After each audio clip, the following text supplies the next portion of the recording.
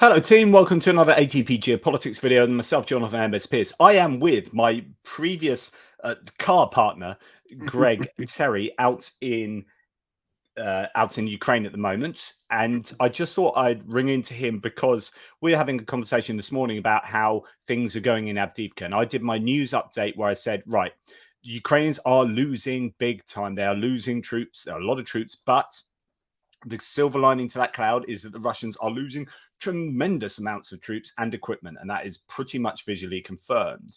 But it's worth concentrating on the fact that the Ukrainians are losing some serious numbers of troops, and actually there's possibly been some fairly dodgy decisions going on, and things are not looking good from the Ukrainian point of view in this. Although it's not representative of the whole war, this is just a kind of blip or a moment in time in this war, but it's an important one, and it's one that could have ramifications in terms of morale, in terms of troop numbers going forward. So I thought it'd be a good idea to speak to Greg, because Greg does have, and I can verify this from my own personal experience. Greg has contacts, Jenna has contacts, and they are hearing things from people on the front that is bona fide truth, if you like. So that's my preamble. Greg, what's your kind of synopsis of what's going on in Avdiivka? Thank you, Johnny. Well, we'll be very focused. You're exactly correct. So let's look at the good news. We'll repeat that first. And yes, the invading army, the Russian army, has lost a lot of people. They've lost a lot of equipment. They've lost, I was watching your video earlier. They lost some airplanes. Um, Everything's good on that. But the reality is, um, Ukraine can't afford to have equal losses with Russia. It's simple math. Yes, Russia has more troops. Yes, Russia has more equipment. Now, we can't solve the troop issue unless boots were to come on the ground and mobilization changes, but we can solve the equipment by getting stuff, as you call it, there. But until that happens, Avdiivka itself is it's pretty much lost. Now, the map shows it for yourself. I mean, Yeah, so this is what the Russian Syriac maps is claiming. I think there might be a bit of something weird going on here, so it may, in fact, be all of this filled in for Syriac maps. Um, well, so just look at the map. Let me just make it very plain and simple. There are Ukrainian soldiers trapped. There are Ukrainian soldiers that have been killed or wounded that should not have been. And this is, if we cut right to the chase, this is the problem with Avdiivka. It is not like this battle has been unfolding for the last 14, 21 days, and we made a critical error, and now we've got some of our guys in places that they shouldn't be. This battle has been raging for over a year. This has been a primary place. We also know, and we do not trust anything that ever comes out of Russia. It is propaganda, it is lies, but we do know coming up to the election time in March that this was a focused goal for Russia, was the city of Avdiivka, because they want to, put out the propaganda that they're this mighty war machine. And unfortunately for them, um, it's taken a year or more to deal with this town. And now, I mean, fortunate for us, unfortunate for them. So, and when I say us, I mean Ukraine. Now, what we have there is sad. We have the beginnings of Azovstal #2, and of course, I'm making reference back to the Azovstal siege of Mariupol, where it was such a challenging time that the world watched for weeks and weeks and weeks. And Ukraine finally had some rescues, had some POWs, and that was salvaged as best as possible. Here in the Coke plant, we do have Ukrainian soldiers trapped. We do have Ukrainian soldiers killed. This is not hearsay. This is not Twitter. This is not Telegram. This is firsthand information. In fact, we knew this last night. Zhenya was being communicated to the entire time, as some of our dear friends who are high ranking in the Third Assault were communicating with him. He couldn't sleep. He's contacting me and goes, "Man, tonight's the night. This is not good." Now, somebody reminded me on my channel today when Zhenya and I did that update that before you came to Ukraine, you and I were doing a stream, and it was weeks and weeks and weeks ago, and I said Avdiivka's going to fall. And it wasn't me saying it. It's the same guys Mm. we're talking to now. They knew it was coming. It's just simple math, but Ukraine was holding out for strategical gains and hoping that the world would deliver stuff. Now, we know that that is not happening to this point in the level it needs. Yes, we had some Patriots come in. Yes, some HIMARS have been rotated. But, folks, they need 1,000x what they have, and thousands and thousands x what they have. So, yeah, it's symbolic. It's good. They're doing the best with what they have. But it leads us to this point. We're having some issues now, leadership wise, because you guys know, and this is not the place to get into this, but we've had the general change. We've had leadership change. We've had uh, brigades that have changed leadership. We've had all kind of adjustments in the Ukrainian armed forces, and I'm not throwing mud on anybody. The new guy, the old guy, nothing. But the bottom line, Ukraine is not prepared for where they're at right now with the withdrawal out of Avdiivka.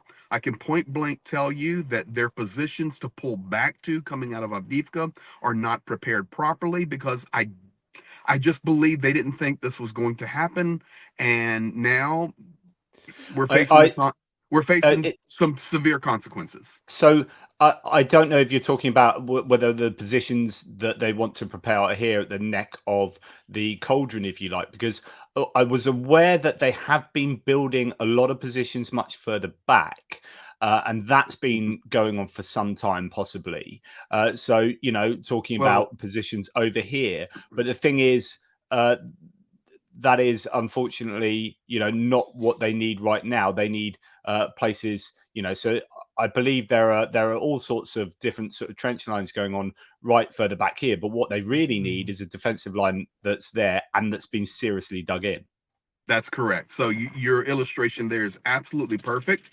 The first line of not even a defense, but even a safety place to get to consolidate, to back up even more is not there. We've got guys right now, and I'm just going to tell you guys the truth. We've got guys right now that are in trenches that are being hand dug with shovels that are 30 centimeters deep, trying to save their lives in the vicinity that Johnny is now drawing. And yes, there are better positions prepared, but we're talking about kilometers and kilometers backwards that's going to give up some serious territory. And of course, that's going to be moving back in defense of what we call the loop. And you come in up north of that to Konstantinivka, Chasiv Yar, um, Kramator, Slavyansk, all of that. And then it's this is different than Bakhmut. Okay, Bakhmut is leveled to the ground. Bakhmut is gone. Bakhmut cannot be reconstructed. It will have to be rebuilt from the ground up. But the difference here is in Bakhmut, Ukraine lost a lot of troops, and there were a lot of heroes that sacrificed their life for Bakhmut. But in this situation, inside Ukraine today, people are frustrated. People are crying. Zhenya called me this morning with tears in his eyes because we're losing friends, and it's personal. And it did not have to happen the way it's unfolding. And it's just, it's the pressure of war. Zhenya said it very clearly on our Avdiivka update. I remind everybody, he said, this is a war. This is not a video game. And there are ups, there are downs, there are highs, there are lows, there are victories, there are losses. And unfortunately for us today, we're having multiple losses on the same day. And that loss is not only the loss of life, but really it's the loss of some stabilization that needs to come to Ukraine. I kind of consider it like a boxing match, and you punch back and forth, and you're doing damage. But there are times that a boxer, in American English, we call it this way: they'll have their bell rung, and you'll see them kind of wobble, and and the referee's trying to figure out if he's going to call for a standing 8 count or the guy's going to topple over and then get back up. Right now, for today, it does not mean tomorrow, but for today, it's a wobbly day for Ukraine. Yeah, and I think what's interesting with Sersky is so he was called the Butcher, and the idea is that he was going to, defend this until the last man type thing. That was what people were fearing. He did eventually say, no, we are going to do an operational withdrawal. Several things to mention. Operational withdrawals are the most difficult thing to do in military maneuvers because you are trying to move back without being routed. You don't want to panic. You need to move back, protect your soldiers, but also leave very dangerous places without kind of turning your back too much and running. And it's just, you are going to lose troops, right? It is Mm-hmm. really difficult. The Russians did their best move in the entire war in their operational withdrawal from Kherson. They just did that really well. And actually the Ukrainians didn't properly harass them. Here, it is holding kettle of fish because there's basically an operational encirclement and very much a complete encirclement in certain places. And doing those operational withdrawals are really difficult. Now, it's very easy to say that Sersky is responsible for this, but actually, if you're talking about the defenses not being built, Zaluzhny has been there for 2-3 years, right? And those Correct. defenses haven't been built. And so someone is responsible. That isn't Sersky, arguably. There's been a command issue that has meant that Avdiivka has not been properly prepared. And as you say, there might not have been expecting this, but you've got to have contingency and plans in place because expect the unexpected, expect disasters when you might not really think they're going to happen, and it Well, seems not to only, be a I completely agree with you. This has nothing to do with Syrski. Syrski's a different issue completely with the Ukrainian people. And I can even ask a guy right now, and he'll tell you, just out of the blue, everything I'm hearing of the concerns for Syrski. But Syrski has nothing to do with what we're experiencing here, other than he did give the order for Ukrainians not to withdraw days yeah. ago and to hold their line. Now that's on Syrski. But in preparation for an operational withdrawal, you are correct. That's on the prior leadership, that's on Zaluzhny and whoever else, and in this situation, Ukraine's not prepared. You compare it to Kherson, and you've been to Kherson now, and now you know the geography, not just from a map, but from your eyeballs. Russia had that river that they could use as a barrier, get across the river, set up shop, and shell Kherson to pieces. Here, Ukraine didn't prepare. They don't even have proper defenses set up for the close proximity to defend themselves and to save lives. So it's a big challenge right now. Yeah, Big so and challenge. you talked about. I mean, I would say that the Russians have still lost multiple times what the Ukrainians have lost, but it's the Ukrainians value life more and can't afford to lose even. So I say they realistically, in terms of equipment, it's kind of like they need to have it a ratio of 1-5 or 1-3 is a bit of a push, but you need at least 1-3 Ukrainian to Russian losses for Ukraine to prevail in terms of equipment, Hmm. right? Uh, and we have seen that, and actually it's been really good for equipment the last 6 months. Ukraine has absolutely treated Russian equipment, and particularly in Avdiivka.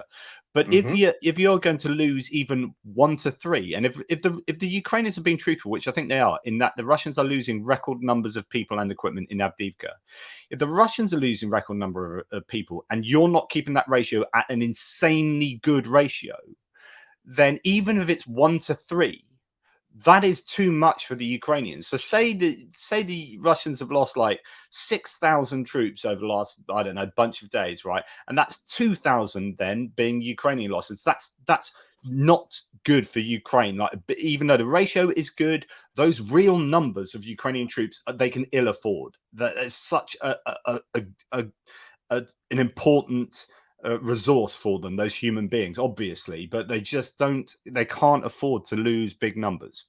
Well, another thing I can tell you today in regard to numbers, and you can verify this yourself. You sat with soldiers who told you point blank to your face that 90 to 100% of their vehicles come as gifts from volunteers and organizations to help these frontline heroes. You know it. And I can tell you today that Ukraine can't afford to lose anything, whether it be a Lada, a Jeep Cherokee, armored personnel carrier. They can't afford to lose anything. And today, in the last 24 hours, dozens and dozens and dozens of Ukrainian vehicles and troop carriers have been destroyed. Yeah, Period. yeah. So I think as part of a withdrawal where they weren't losing anything, in trying to withdraw, you're going to need vehicles, and that's going to be Yes. easy pickings for the Russians who are on the ascendancy there, and will Hmm. have probably drone control over this area and certainly artillery control. So it is going to be really costly for the Ukrainians. Yes, super costly for the Russians, but the Russians don't particularly care, and they have a much larger resource capacities for these for troops and equipment. So yeah, it's a real challenge. And Yeah, as you say, let's hope it's a blip. I don't think it's going to be anything more than that. But these blips, if they cost Ukrainians troops, then that's your problem, because they can't it replace. They does. can replace APCs. They can get stuff from other nations, right? If that comes, but they can't get troops from other nations. And so when you lose those troops, and especially if they're experienced, and some of these are the best fighters that have been moved to Avdiivka, you lose those troops, you ain't replacing them in a hurry. No, you're not. And what that forces you to do, and I can tell you, and you know this, that forces you to rotate in troops that are being trained, and you have to pull them off the training grounds too quickly, and they're not as prepared as they should be, and then that even creates higher losses. So what Ukraine needs to do right now, and that is save as much as they can, stabilize that defensive line, and we call it back up and punt, and sometimes you have to do that. Shake it off, stabilize, save lives, and get your stuff straight, because this is a blip that is a big blip, and it needs to be taken care of. Absolutely. Well said. Look, we'll keep an eye on this, and obviously Yes, sir, I'll buddy. keep in contact with you and Zhenya to see if there are, you've got people that you're worried about personally that you think that haven't contacted you, that you're worried that I've they got may so many of you, of your community help us, and we have adopted a group, and that group is there. That group is losing people. It's a fact.